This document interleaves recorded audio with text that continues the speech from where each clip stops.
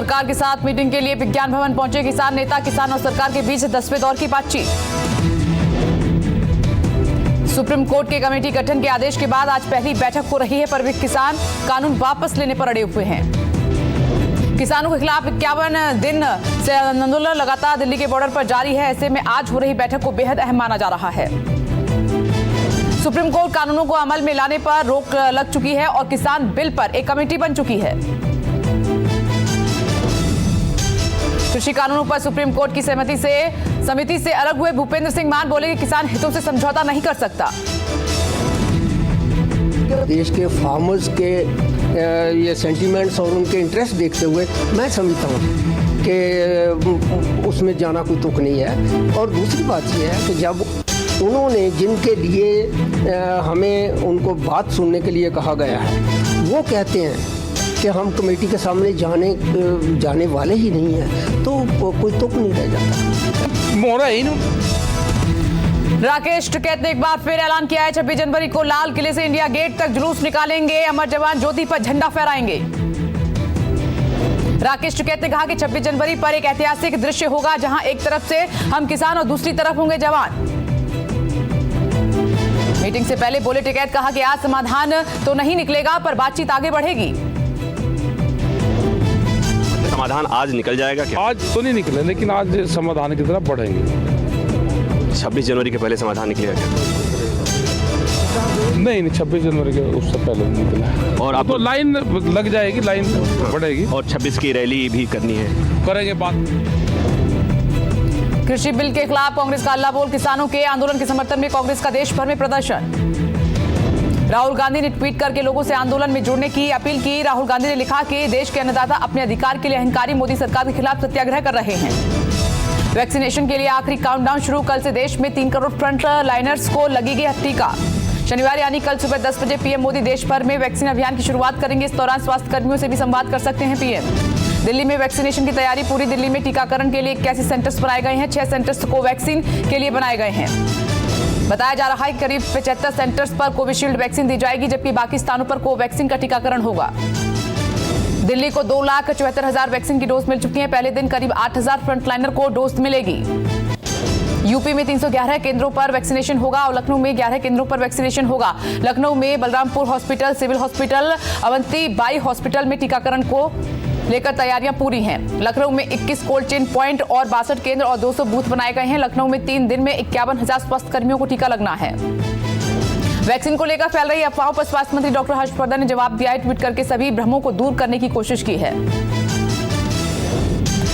Doctor Harshvardhan ने कहा है कि कोरोना का टीका बांझपन का कारण नहीं है, लोग वैक्सीन पर अफवाहों से बचें। डॉक्टर हर्षवर्धन ने सिलसिलेवार तरीके से कई ट्वीट किए हैं। कहा कि वैक्सीन के बाद बस कुछ लोगों को हल्का बुखार या इन्फेक्शन हो सकता है, सिरदर्द हो सकता है, सुरक्षित है वैक्सीन। दिल्ली में कोरोना का कहर कम हुआ है। दिल्ली हाईकोर्ट में अगले हफ्ते से 11 बेंच में फिजिकल हियरिंग शुरू होगी। नोटिफिकेशन में कहा गया है कि 18 जनवरी से लेकर 20 फरवरी तक हाईकोर्ट की सुनवाई कोर्ट रूम में होगी और जैसे कोरोना से पहले सभी मामलों की सुनवाई होती थी।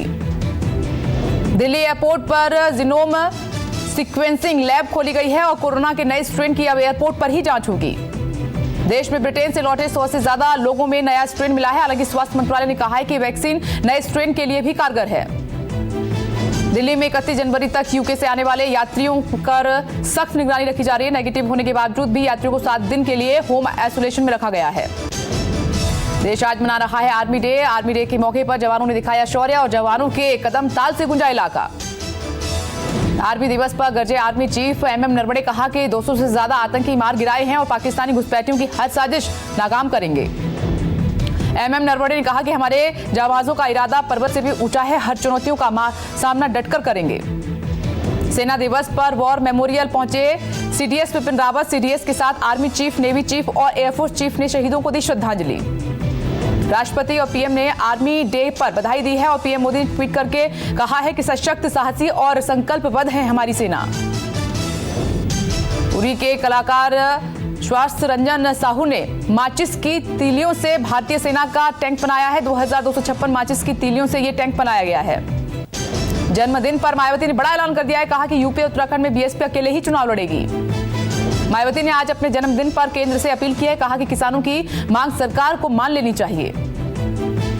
पश्चिम बंगाल को लेकर दिल्ली में बीजेपी की आज अहम बैठक होने वाली है। केंद्रीय कार्यालय में 3 बजे होगी मीटिंग। 17वीं लोकसभा का 5वां सत्र 29 जनवरी से शुरू होगा और सत्र का समापन 8 अप्रैल को होने की संभावना है। राष्ट्रपति 29 जनवरी को सुबह 11 बजे संसद के दोनों सदनों को एक साथ संबोधित करेंगे। केंद्रीय बजट सुबह 11 बजे पेश किया जाएगा। अमृतसर में पाकिस्तान बॉर्डर के पास एक पाक घुसपैठिए को बीएसएफ ने मार गिराया है और बीती रात 7 बजे घुसपैठिए ने फेंसिंग से भारत बॉर्डर में घुसने की कोशिश की थी। घुसपैठिए ने 2 अलग अलग जगहों से घुसपैठ करने की कोशिश की थी। पहली बार फायरिंग के बाद भाग खड़ा हुआ, फिर दूसरी जगह से सीमा में आने की फिराक में था। सीबीआई ने बैंक फ्रॉड केस में अपने ही हेडक्वार्टर में तलाशी की है। 2 डीएसपी रैंक के अधिकारियों पर रिश्वत लेने का शक है। कई अफसर सीबीआई की रडार पर। सीबीआई ने पद के दुरुपयोग और भ्रष्टाचार के मामले में अधिकारियों के खिलाफ केस दर्ज किया है। एंटी करप्शन यूनिट ने रिश्वतखोरी मामले में 2 हेड कांस्टेबल को गिरफ्तार किया है। रूपेश के परिवार के परिजनों से मिले हैं राज्यसभा सांसद सुशील मोदी। बेटी को लगाया गले और बंधाया ढांढस। रूपेश सिंह की बेटी से मिलकर भावुक हुए बीजेपी नेता सुशील मोदी। परिवार को दी सांत्वना और अपराधियों की जल्द गिरफ्तारी का आश्वासन भी दिया है। रूपेश मर्डर केस को लेकर पत्रकारों के सवालों से भड़के सीएम नीतीश कुमार। कहा कि अपराधी बताकर नहीं करते वारदात और पुलिस कर रही है अपना काम। इंडिगो एयरलाइंस के स्टेशन मैनेजर रूपेश सिंह हत्याकांड में पुलिस के हाथ अभी भी खाली हैं। एसआईटी ने 3 लोगों को हिरासत में लिया है, पूछताछ जारी। मामले की जांच कर रही एसआईटी को भूरी आंखों वाली एक लड़की की तलाश है जो अक्सर रूपेश के साथ देखी जाती थी। बताया जा रहा है कि लड़की भी पटना एयरपोर्ट से ही जुड़ी है, लेकिन घटना के पहले से ही लड़की ऑफिस नहीं आ रही थी। अब तक मिली जानकारी के मुताबिक ये लड़की एयरपोर्ट से 8 किलोमीटर दूर राजा बाजार इलाके में किराए के एक मकान में रहती है। पुलिस ने जिन 3 लोगों को हिरासत में लिया है उनमें से एक लड़की के परिचित भी हैं। पुलिस सूत्रों की माने तो इस मामले में बेऊर जेल में एक गैंगस्टर से भी पूछताछ की जा रही है। शीतलहर की चपेट में समूचा उत्तर भारत है। राजधानी दिल्ली और उसके आसपास के इलाकों में घना कोहरा छाया रहा। लोगों को आवाजाही में दिक्कत। दिल्ली एनसीआर में आज सुबह घना कोहरा छाया रहा। विजिबिलिटी कम होने की वजह से मुसाफिरों को काफी रफ्तार पर ब्रेक लगानी पड़ी। पहाड़ों से आ रही बर्फीली हवाओं से तेजी से गिरा दिल्ली में पारा और बर्फीली हवाओं से दिल्ली में बड़ी ठिठुरन। मौसम विभाग ने अलर्ट किया जारी। मौसम विभाग के मुताबिक दिल्ली में आज सुबह पालम में 10 डिग्री और सफदरजंग में 7.4 डिग्री तापमान दर्ज किया गया है। तापमान में गिरावट के कारण लगातार 2 दिन से दिल्ली में शीतलहर जारी है। कोहरे ने रोकी ट्रेनों की रफ्तार। 14 ट्रेनें देरी से चल रही हैं। प्रदूषण और सर्दी के चलते दिल्ली की हवा बेहद सर्द हो गई है, खराब हो गई है। सिस्टम ऑफ एयर क्वालिटी एवं वेदर फोरकास्टिंग के मुताबिक AQI 431 पर पहुंचा है। उत्तर पश्चिम भारत के ज्यादातर हिस्सों में अगले 4 से 5 दिनों के दौरान न्यूनतम तापमान सामान्य से नीचे रहने की संभावना है। मौसम विभाग के मुताबिक तमिलनाडु, केरल और लक्षद्वीप में बारिश के आसार हैं। जम्मू कश्मीर में कड़ाके की ठंड और शीतलहर से बुरा हाल है। श्रीनगर में डल झील पूरी तरीके से जम चुकी है। श्रीनगर में पारा -8.4 डिग्री। कोरोना की वजह से गणतंत्र दिवस पर इस बार कोई विदेशी राष्ट्र अध्यक्ष नहीं होगा। मुख्य अतिथि विदेश मंत्रालय के प्रवक्ता ने दी जानकारी। गणतंत्र दिवस के अवसर पर इस बार ब्रिटिश पीएम बोरिस जॉनसन को मुख्य अतिथि के तौर पर शिरकत करना था, लेकिन नए स्ट्रेन के चलते भारत नहीं आ रहे हैं। दिल्ली के रोहिणी में 20 महीने की मासूम घनिष्ठा ने अपनी जान गंवा दी है। 5 लोगों को नई जिंदगी दी है। बनी दिल्ली की सबसे कम उम्र की डोनर। घनिष्ठा के हाथ, लीवर, किडनी और कॉर्निया को 5 अलग अलग मरीजों में ट्रांसप्लांट किया गया है। 5 को मिली है नई जिंदगी। घर पर खेलते हुए छत से नीचे गिर गई थी घनिष्ठा। चोटिल बच्ची को अस्पताल लेकर पहुंचे परिवारजन। डॉक्टरों ने किया बच्ची के ब्रेन डेड घोषित। कोहरे का कहर मथुरा यमुना एक्सप्रेसवे पर भी काफी देखने को मिला है। भीषण सड़क हादसा हुआ है। 1 की मौत, 12 लोग जख्मी। विजिबिलिटी कम होने की वजह से एक बस दूसरे से टकरा गई और घायलों को अस्पताल पहुंचाया। कुल्लू में तीर्थन घाटी नेशनल पार्क की सड़क पर आया तेंदुए का शावक और लोगों ने देखी उसकी अटखेलियां। तेंदुआ संग लोगों ने सेल्फी भी ली। बिना डर के सड़क के तेंदुए को घूमते देख आसपास के गांव के लोगों को लगा आश्चर्य और तांता लगा। सड़क पर जाम भी लग गया था। पश्चिम बंगाल के पुरुलिया में एक पुलिस अधिकारी की पिटाई का वीडियो वायरल हो रहा है और पुलिस ने एक मामले में 2 लोगों को गिरफ्तार कर लिया है। अवैध निर्माण बिल्डिंग की खबर मिलने के बाद जब छानबीन के लिए पुलिस अधिकारी इलाके में पहुंचे तो स्थानीय लोगों ने उन पर हमला कर दिया। यूपी के मेरठ में जमीनी विवाद में 2 पक्षों में झड़प हुई है और दोनों पक्षों में जमकर चली हैं लाठियां। सोशल मीडिया पर वीडियो वायरल। मारपीट के दौरान करीब आधा दर्जन लोग घायल भी हुए हैं। पुलिस ने 4 लोगों को हिरासत में ले लिया है। गिरफ्तार कर जांच जारी है। पंजाब के मानेसर से सामने आया ठगी का अनोखा मामला। फटे कपड़े देकर कई लोगों को ठगा। शातिर ठगों ने पार्सल ना मंगवाने के बावजूद लोगों से 320 रुपए लिए हैं और पार्सल खोलकर देखा तो उसमें फटे पुराने कपड़े मिले। यूपी के जालौन से नाबालिगों का यौन शोषण का मामला सामने आया है। एक युवक गिरफ्तार, अश्लील वीडियो दिखाकर करता था ब्लैकमेल। 63 साल के रिटायर्ड कानूनगो की करतूत का खुलासा तब हुआ जब आधा दर्जन बच्चों ने पुलिस को शिकायत दी।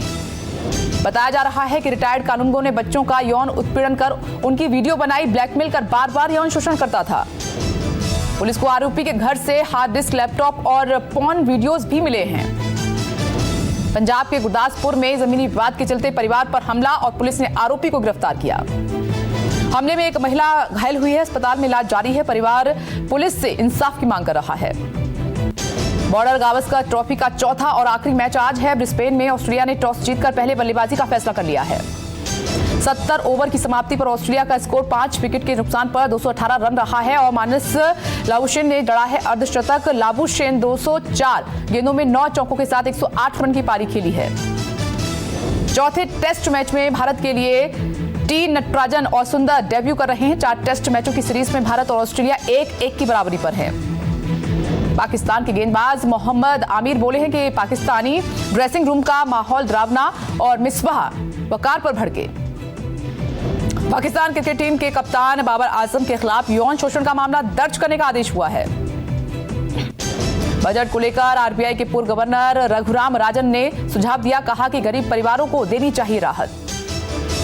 इंटरनेशनल एयरपोर्ट जैसा दिखेगा नई दिल्ली रेलवे स्टेशन और आरएलडीए ने ऑनलाइन रोड शो में दिखाई झलक। 1 फरवरी को पेश होगा देश का आम बजट, जारी हुआ बजट सत्र का पूरा शेड्यूल।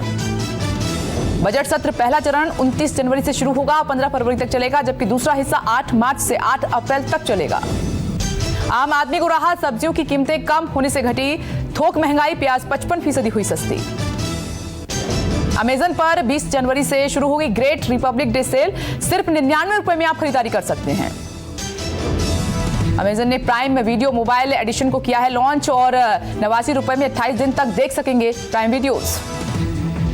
व्हाट्सएप पॉलिसी विवाद से टेलीग्राम को मिला है जोरदार फायदा, एशिया में सब्सक्राइबर 50 करोड़ के पार। शाओमी जल्द भारत में अपना नया फोन Mi 11 लाइट लॉन्च कर सकती है, दमदार बैटरी के साथ होगा पेश। डुअल कैमरा सेटअप के साथ Vivo Y12s हुआ लॉन्च और लेटेस्ट फीचर्स के साथ मिलेगी दमदार बैटरी। इंडोनेशिया में भूकंप के जोरदार झटके, रिक्टर स्केल पर इसकी तीव्रता 6.2 मापी गई है। अब तक 7 लोगों की मौत, 100 से ज्यादा जख्मी। शपथ लेने से पहले अमेरिका के नवनिर्वाचित राष्ट्रपति जो बाइडेन का बड़ा ऐलान, अमेरिका को मिलेगा $1.9 ट्रिलियन का रिलीफ पैकेज। जो बाइडेन के शपथ ग्रहण में दिखेगी लेडी गागा और जेनिफर लोपेज की स्पेशल परफॉर्मेंस। लेडी गागा ने चुनाव प्रचार के दौरान भी खुलकर जो बाइडेन का समर्थन किया था। सोनिया अग्रवाल होंगी जो बाइडेन की जलवायु नीति सलाहकार, अमेरिका की बिजली योजना का कर चुकी है नेतृत्व। 26 जनवरी गणतंत्र दिवस पर नई दिल्ली के राजपथ पर बांग्लादेश की सेना भी परेड में शामिल होगी। नेटफ्लिक्स पर रिलीज हुई त्रिभंगा, काजोल कर रही हैं पहला डिजिटल डेब्यू। अब हिंदी में भी दिखेगा भरपूर। फिल्म मास्टर प्रोड्यूसर मुराद खेतानी ने खरीदे राइट्स। नमस्कार, मैं हूं मानक गुप्ता। अगर आपको हमारा ये वीडियो पसंद आया हो तो इसे लाइक और शेयर जरूर करें और हाँ, हमें सब्सक्राइब और फॉलो करना ना भूलें ताकि आप देश और दुनिया की कोई खबर मिस ना करें। तो जुड़े रहिए हमारे साथ और देखते रहिए News 24।